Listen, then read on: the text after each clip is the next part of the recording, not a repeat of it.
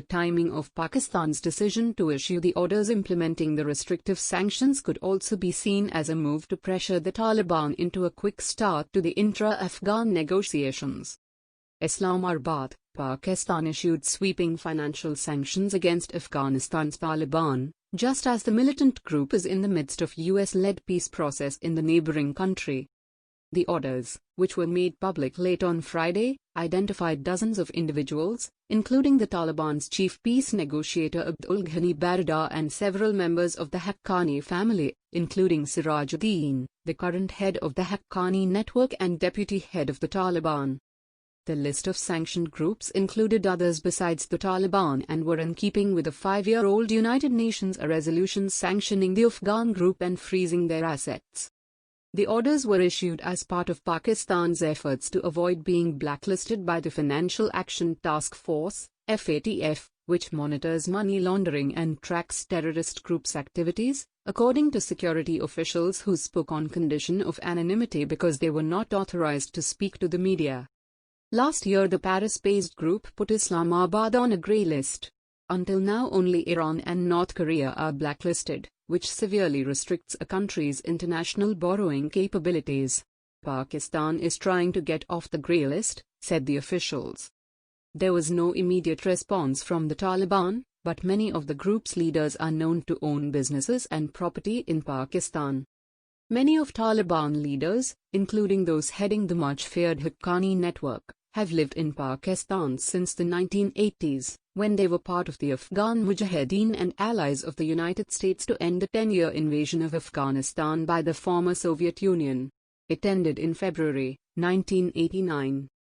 Pakistan has denied giving sanctuary to the Taliban following their ouster in 2001 by the US-led coalition, but both Washington and Kabul routinely accused Islamabad of giving them a safe haven.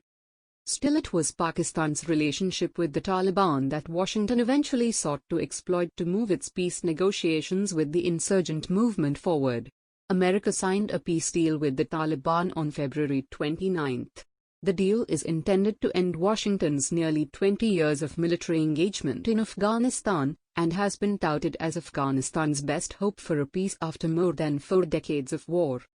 But even as Washington has already begun withdrawing its soldiers, efforts to get talks started between Kabul's political leadership and the Taliban have been stymied by delays in a prisoner release program. The two sides are to release prisoners minus 5,000 by the government and 1,000 by the Taliban as a goodwill gesture ahead of talks. Both sides blame the other for the delays.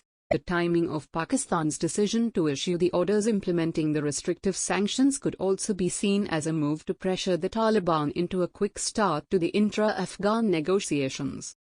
Kabul has defied a traditional jirga or council's order to release the last Taliban it is holding, saying it wants 22 Afghan commandos being held by the Taliban freed first.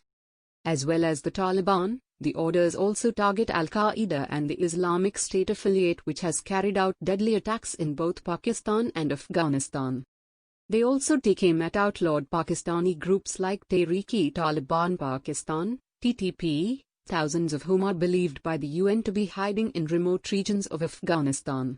The TTP has declared war on Pakistan, carrying out one of the worst terrorist attacks in the country in 2014, killing 145 children and their teachers at an army public school in northwest Pakistan. The orders also take aim at outlawed anti-Indian groups considered allied with the country's security services,